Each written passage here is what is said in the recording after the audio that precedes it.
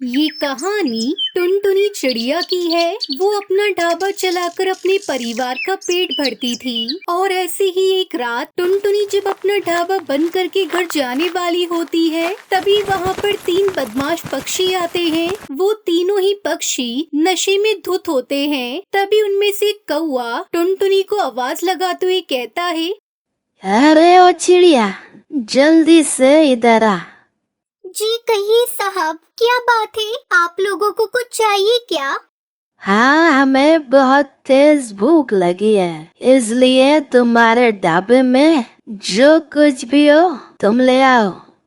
टुनटुनी ने उस समय अपना चूल्हा बुझा दिया था, इसलिए जो बचे हुए पराठे थे जो वो अपने घर ले जाने वाली थी, वो उन पराठों को प्लेट में डालकर उन पक्षियों को ले जाकर दे देती है। और जब वो पक्षी इन पराठों को खाते हैं तो वो गुस्से में टुनटुनी से कहते हैं, अरे ओ चिड़िया, तू हमें अपने ढाबे के ठंडे पराठे खिला रही है? तेरी इतनी हिम्मत! तू हमें नहीं जानती, हम कौन है? अरे नहीं नहीं साहब, आप ये कैसी बातें कर रही हो? ये पराठे तो मैंने अभी अभी बनाए थे अपने घर ले जाने के लिए, लेकिन इतने में आप लोग आ गए, इसलिए मैंने ये पराठे आपको दे दिए। लेकिन लगता है ठंड ज्यादा है रात में, इसी वजह से थोड़े ठंडे हो गए होंगे। मैं अपने ढाबे पर सब पक्षियों को ताज़ा खाना खिलाती हूँ। अच्छा, तूने क्या हमें बेवकूफ समझा है जो हम तेरी बातों में आ जाएंगे? अरे तूने ये पराठे सुबह ही बना लिए होंगे, बस हम लोगों को बेवकूफ बना रही है। रुक, अभी बताता हूँ तुझे। इतना कहकर वो तीनों पक्षी मिलकर उसके ढाबे में शराब छिड़ककर आग लगा देते हैं और वो वहाँ से चले जाते हैं। देखते ही देखते टुनटुनी की आंखों के सामने उसका ढाबा जलकर राख हो जाता है और ये सब देखकर टुनटुनी फूट फूट कर रोने लगती है।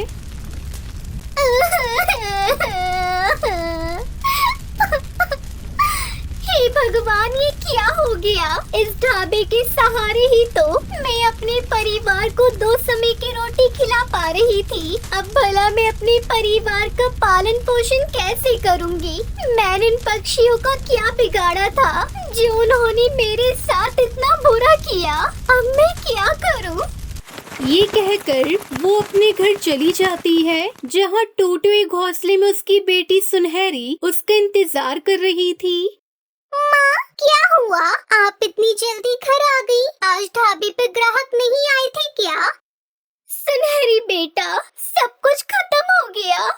सुनहरी, आज के बाद हमारे ढाबे पर कोई भी ग्राहक नहीं आएगा बेटी। माँ, आप ये सब क्या कह रही हो? मुझे तो कुछ भी समझ में नहीं आ रहा। माँ, आप आराम से बताइए क्या बात है? फिर टुनटुनी अपनी बेटी को सारी बात बताती है। सुनहरी, मुझे तो अब कुछ भी समझ में नहीं आ रहा कि हम लोग क्या करेंगे, क्योंकि ढाबा खोलने के लिए जो हम लोगों ने कर्जा लिया था, अभी तक तो हम वो भी नहीं चुका पाए हैं। तो ऐसे में हम लोग क्या कर पाएंगे? पता नहीं भगवान हम गरीबों के साथ ही ऐसा क्यों करता है। माँ, अब ऐसे चिंता करने से क्या होगा? आप हिम्मत रखिए, भगवान हमें कोई न कोई रास्ता जरूर दिखाएगा और हम अपना ढाबा खोलने के लिए फिर से कोई न कोई इंतजाम तो कर ही लेंगे। लेकिन हमारे पास तो दोबारा से ढाबा खोलने के लिए पैसे भी नहीं है और ना ही हम लोग दोबारा कर्ज ले सकते हैं बेटी। सब कुछ खत्म हो गया है। ये कहकर वो दोनों माँ बेटी रोते रोते सो जाती है। अगले दिन टुनटुनी को घर के बाहर से कुछ गिरने की आवाज आती है। वो बाहर आकर देखती है। ओहो, इस हवा को भी अभी आना था। ये बांस के सारे पेड़ गिर गए, अब इन्हें समेटो। इतना कहकर टुनटुनी जैसे ही बांस को उठाकर उसे फेंकने जाती है, उसी समय उसके दिमाग में एक आइडिया आता है। अरे, ये बांस तो हमारे बहुत काम आ सकते हैं। जब हम इन बांसों से अपना घर बना सकते हैं, तो हम इस बांस से अपना ढाबा क्यों नहीं बना सकते? इतना कहकर टुनटुनी सब बांसों को एक जगह इकट्ठा कर लेती है और अपनी बेटी सुनहरी चिड़िया के साथ मिलकर बांस का ढाबा बनाने लगती है। और कुछ ही दिनों में उनका बांस का ढाबा बनकर तैयार हो जाता है और टुनटुनी फिर से अपने ढाबे पर चाय नाश्ता बनाकर बेचना शुरू कर देती है। लेकिन इस बार बांस के बने ढाबे के पास से गुजरने वाले पक्षी उसके बांस से बने ढाबे की खूबसूरती देखकर उसकी तरफ खींचे चले आते हैं और उसके ढाबे से चाय नाश्ता लेकर उसका आनंद लेते हैं। और साथ ही साथ वो पक्षी टुनटुनी के ढाबे की बहुत तारीफ करते हैं और इस तरह टुनटुनी का ढाबा उस जंगल में पूरी तरह से फेमस हो जाता है और दूर दूर से पक्षी टुनटुनी के ढाबे की खूबसूरती देखने आने लगते हैं। लेकिन इसी बीच फिर से एक दिन वो तीनों बदमाश पक्षी फिर से टुनटुनी के ढाबे पर आ जाते हैं और वो लोग उस दिन भी शराब के नशे में धुत होते हैं। अच्छा, तो तूने फिर से अपना नया बांस का ढाबा बना लिया, लेकिन कोई बात नहीं, इस बार तू अपनी औकात में रहना, वरना तुझे पता है ना हम लोग क्या करेंगे। तेरे इस बांस के ढाबे को भी नहीं छोड़ेंगे। उन बदमाश पक्षियों की बात सुनकर टुनटुनी फिर से घबरा जाती है। लेकिन उस दिन टुनटुनी ढाबे पर अकेली नहीं थी। उसके आसपास खड़े ग्राहक जब उन बदमाश पक्षियों को टुनटुनी के साथ बदतमीजी करते हुए देखते हैं तो तभी उनमें से एक पक्षी पुलिस को फोन कर देता है और थोड़ी देर में वहाँ पर पुलिस आकर उन बदमाश पक्षियों को गिरफ्तार कर लेती है और उन्हें जेल में डाल देती है। आप लोगों का बहुत बहुत शुक्रिया। अगर आज आप लोग नहीं होते तो ना जाने वो बदतमीज पक्षी मेरे साथ क्या करते। अरे टुनटुनी बहन, तुम चिंता मत करो, तुम्हें किसी से भी डरने की कोई जरूरत नहीं है। तुम बस बेखौफ होकर अपना बांस का ढाबा चलाओ, हम तुम्हारे साथ हैं। हम तुम्हारे इस बांस के ढाबे को कुछ नहीं होने देंगे। और इस तरह टुनटुनी को इंसाफ मिल जाता है और वो खुशी खुशी अपना बांस का ढाबा चलाती है।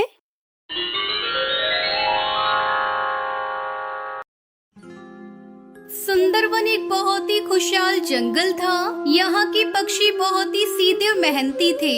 ज्यादातर जंगल के पक्षी खेती करते थे। इस जंगल की चिड़िया भी एक दूसरे से मनमुटाव नहीं रखती थी। अरे टूनी और टूनी, घोंसले में है क्या? जी दीदी आई।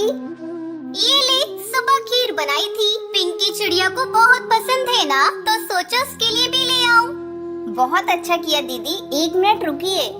तब तक आप लोग हमारे इस वीडियो को लाइक और अगर आपने हमारे चैनल को सब्सक्राइब नहीं किया है तो जल्दी से सब्सक्राइब कर लें और कमेंट सेक्शन में जरूर बताएं कि आपको हमारी ये कहानी कैसी लगी। टूनी चिड़िया भी गई और कुछ लेकर आई। कल मैं जंगल के बाजार गई थी और वहाँ मुझे सुनहरी की मनपसंद बताशे मिले। आप उसे ये दे दीजिएगा। ठीक है टूनी। जंगल के पक्षियों को अपनी परवरिश पर नाज था। एक दिन कालू कौवा टुनटुनी चिड़िया आपस में बातें करते हैं। टुनटुनी, हमारा जंगल कितना खुशहाल है ना? खुशहाल कैसे नहीं होगा, ये सब हमारे संस्कार हैं। बच्चों में आपस में इतना प्रेम है कि ये सब एक साथ एक ही परिवार की तरह रहते हैं। हाँ, तभी तो इसे सुंदरवन परिवार कहते हैं। उनकी खुशियाँ ज्यादा दिन नहीं टिकती और उनके साथ भी यही हुआ। एक रात तेज आंधी चलने लगी। आंधी के साथ तूफान चल पड़ा। जंगल के पक्षी डर गए। बचाओ, कोई मुझे बचाओ। टुनटुनी जोर से सारे पक्षियों को आवाज लगाती हुई कहती है, अरे आज तो बहुत बड़ा तूफान आ गया। सारे पक्षी जंगल के मंदिर चलो, अब भगवान ही हमारी रक्षा करेंगे। जंगल के चिड़िया कौवे सभी पक्षियों को मंदिर तक ले जाने लगी। जंगल का मंदिर बहुत ही पुराना था और ये मंदिर एक गुफा के अंदर बना था। बाहर हो रहे आंधी तूफान का मंदिर पर कोई असर नहीं था। जंगल के सारे पक्षी मंदिर के अंदर सुरक्षित थे। लगातार कई घंटों तक आंधी तूफान थमा नहीं। एक एक करके जंगल के सारे घोंसले टूट गए। अगली सुबह जब आंधी थम गई तो जंगल के पक्षी गुफा वाले मंदिर से बाहर आए और अपने जंगल की हालत देखकर रो पड़े। हे भगवान, ये क्या हो गया? तुझसे हमारी खुशी नहीं देखी जाती क्या? भगवान, अब हम क्या करेंगे? अब क्या कर सकते हैं? एक बार फिर सब चीजों को शुरुआत से शुरू करना पड़ेगा। लेकिन हम खाएंगे क्या? हमारी तो फसल ही बर्बाद हो गई। भगवान हमारी मदद करेंगे। हम यूं ही हार मानकर नहीं बैठ सकते। हमें खुद ही अपनी परिस्थिति बदलनी होगी। तभी जंगल के सरपंच सभी पक्षियों से कहते हैं, हाँ बेटा, हम सबको मिलकर एक बार फिर से सुंदरवन जंगल को बनाना होगा। जंगल के पक्षी जानते थे कि अब उन्हें एक दूसरे का साथ देना होगा। सभी पक्षी अलग अलग काम में पड़ गए। कालू कौवे के साथ कुछ पक्षी खेतों में अच्छी फसल निकालने गए और टुनटुनी चिड़िया के साथ कुछ पक्षी घोंसले बनाने में लग जाते हैं। हम छत कैसे बनाएंगे? हमारे जमाने में तो बांस के घर बनाना सबसे आसान काम था। हमें भी वैसे ही बांस के घर बनाने चाहिए। हरी काका, यही सही रहेगा। और इस जंगल में बांस के पेड़ भी हैं, लेकिन हमें बांस कहाँ से मिलेंगे? मुझे पता है वो कहाँ है। टुनटुनी चिड़िया उन पक्षियों को बैम्बू के पेड़ों के पास ले आई। अरे वाह, इतने सारे बम्बू के पेड़! इससे तो हम पूरा जंगल बना सकते हैं। पर इतने सारे पेड़ काटकर जंगल बनाने में हम सबकी खटिया खड़ी हो जाएगी। अरे तो चिंता मत कर टोनी, हम सब एक दूसरे का साथ देंगे और देखना जल्दी ही जंगल बन जाएगा। फिर सभी पक्षियों ने मिलकर बैम्बू काटने का काम शुरू किया। बैम्बू मोटे मोटे थे, जिन्हें काटने में सभी पक्षियों के पसीने छूट रहे थे।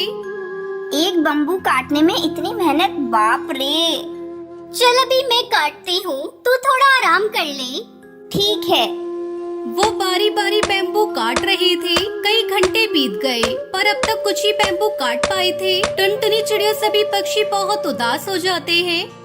हे भगवान, थोड़ी देर में अंधेरा होने वाला है। हमें कल सुबह से ही नए घोंसले बनाने हैं। हमारे बच्चे भी भूखे प्यासे बैठे हमारा इंतजार कर रहे हैं। हमारी मदद कर भगवान, हमारे बच्चों की खातिर हमें कोई रास्ता दिखा।